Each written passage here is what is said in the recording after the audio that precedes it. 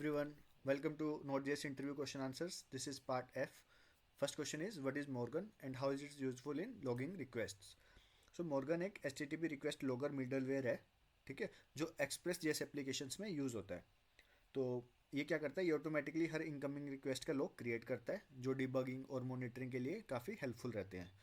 ठीक है, तो मॉर्गन क्या है, basically H T T P request logger middleware है. Okay, H T T P request logger middleware. Okay, तो इसका क्या यूज़ रहता है, ये सर्वर पे आने वाली हर रिक्वेस्ट का डिटेल लॉग मेंटेन करता है. और क्या करता है, ये डेवलपमेंट और प्रोडक्शन दोनों इन्वायरमेंट में हमारे लिए काफ़ी यूज़फुल होता है. और रिक्वेस्ट रिस्पॉन्स साइकिल्स में जो भी एरर आते हैं उनको इजीली ट्रैक करता है. और इसके पास हमारे पास प्री डिफाइंड फॉर्मेट्स होते हैं, जैसे डेव फॉर्मेट हो गया, कंबाइंड फॉर्मेट हो गया लॉग्स के लिए. ठीक है, हम कुछ भी चूज़ कर सकते हैं फॉर्मेट. ठीक है, बेस्ड ऑन आवर डिमांड हम कुछ भी फॉर्मेट चूज़ कर सकते हैं अपने लॉग्स के लिए. तो इसको हम इम्प्लीमेंट कैसे करें, फर्स्टली हमें क्या करना है, एन पी एम आई मॉर्गन. तो मॉर्गन को हमें इंस्टॉल करना है हमारे प्रोजेक्ट में. और क्या करना है, इसको रिक्वायर करना है. ठीक है, इंस्टॉल कर लिया, इसको इंपोर्ट करना है. ठीक है, फिर इसको क्या करना है, यूज़ करना है हमारे प्रोजेक्ट में. Okay, so now coming to next question, how do you implement role based authentication in Node J S.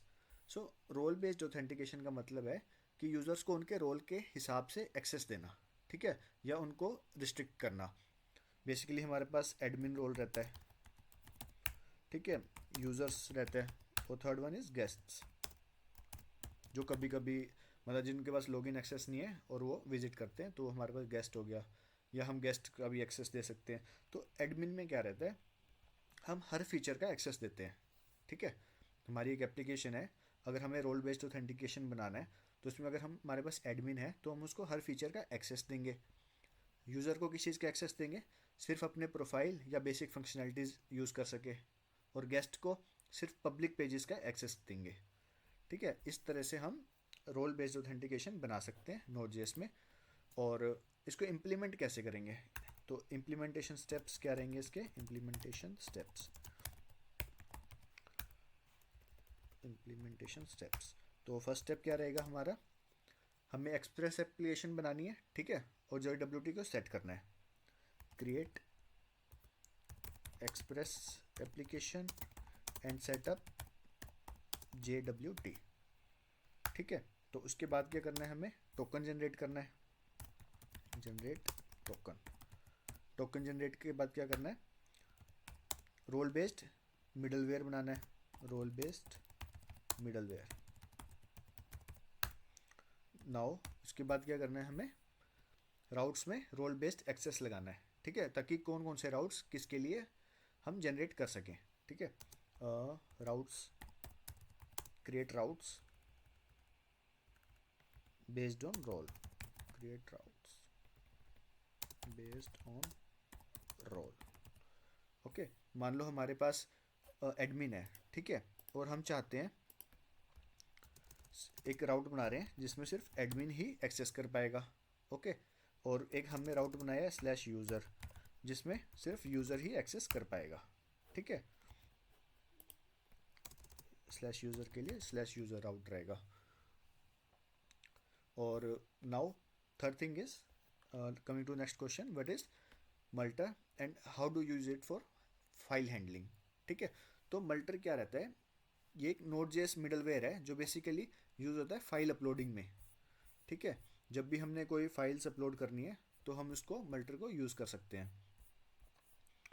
Okay, तो इसको मीन्स कि हमारे पास एक नोड जेएस मिडलवेयर है. ठीक है, तो हम कह सकते हैं कि मल्टर एक नोड जेएस मिडलवेयर है जो फाइल को अपलोड करने में हेल्प करता है. जब हम किसी फॉर्म से फाइल अपलोड करते हैं, ठीक है, तो हमें मल्टी पार्ट फॉर्मेट में डाटा को सेंड करना होता है. मीन्स कि हमारे पास एक फॉर्म है, ठीक है, हमारे पास बाकी फॉर्म फील्ड्स भी है, और एक हमारे पास ऑप्शन है फाइल अपलोड का. तो जो एक्सप्रेस का डिफ़ॉल्ट बॉडी पार्सर है ना, ठीक है, तो वो बाकी फॉर्मेट्स को तो हैंडल कर लेगा, बट जो हमारा फाइल अपलोड का फॉर्मेट है ना, उसके लिए हमें ज़रूरत पड़ेगी मल्टर की. ठीक है, होप यू अंडरस्टैंड दिस. सो उसके लिए हमें क्या करना पड़ेगा, मल्टर को सबसे पहले इंस्टॉल करना पड़ेगा, npm i मल्टर ठीक है। फिर उसको हमें इंपोर्ट करना पड़ेगा, इंस्टॉल कर लिया देन इंपोर्ट करना पड़ेगा। फिर उसको हमें यूज़ करना पड़ेगा। जैसे एक्सप्रेस एप्लीकेशन हमने सेटअप कर ली, उसमें हमने फाइल अपलोड्स करनी है, तो उसमें हम उसको यूज़ कर सकते हैं मल्टर को। तो हम क्या कर सकते हैं, अगर हमने सिंगल फाइल अपलोड करनी है, ठीक है, तो हम क्या करेंगे, यूज़ अपलोड डॉट सिंगल। ठीक है, ये हो गया हमारा सिंगल फाइल अपलोड के लिए एग्जाम्पल। ओके, और मान लो हमें करनी है अपलोड मल्टीपल फाइल्स, तो अपलोड डॉट एरे। ठीक है, अपलोड डॉट एरे, और हम इसमें लिख देंगे फाइल्स। तो इसमें क्या होगा, मैक्सिमम हमारी 5 फाइल्स अपलोड हो जाएंगी। ठीक है, तो क्या होगा, इससे हमारी 5 फाइल्स अपलोड होने की परमिशन मिल जाएगी हमें। तो hope you understand what is multer. So multer क्या है, एक मिडलवेयर है जो फाइल अपलोड्स को हैंडल करता है। तो हम मल्टर की हेल्प से सिंगल फाइल और मल्टीपल फाइल्स को अपलोड कर सकते हैं। सिंगल अपलोड करने के लिए हमें चाहिए अपलोड डॉट सिंगल, तो ये रहता है हमारा, और upload dot array multiple files के लिए upload dot array. Okay, so coming to the next question, how does middleware chaining work in Express js और Node.js। ठीक है, हम यहाँ मेंशन कर देते हैं in Express js and Node.js। Okay, so Express में मल्टीपल मिडलवेयर फंक्शंस को एक ही रिक्वेस्ट के लिए चेन में कॉल हम कर सकते हैं। ठीक है, मान लो हमारे पास एक रिक्वेस्ट आई, तो हम एक रिक्वेस्ट में मल्टीपल मिडलवेयर्स को कॉल कर सकते हैं। तो ये कैसे पॉसिबल है, यूजिंग नेक्स्ट। तो नेक्स्ट फंक्शन के थ्रू हम क्या करते हैं, एक मिडलवेयर से दूसरे मिडलवेयर पे कंट्रोल को पास कर सकते हैं। ठीक है, मान लो हमारे पास एक रिक्वेस्ट आई, तो हम चाहते हैं कि ये जो रिक्वेस्ट है मल्टीपल मिडलवेयर्स के पास जाए। तो फर्स्ट मिडलवेयर के पास जाएगी, उसके बाद हम यूज़ करेंगे नेक्स्ट फंक्शन। तो इससे क्या होगा कि नेक्स्ट मिडलवेयर कॉल हो जाएगा, फिर हम दोबारा नेक्स्ट यूज़ करेंगे सेकंड मिडलवेयर पे, फिर थर्ड मिडलवेयर पे कॉल जाएगी।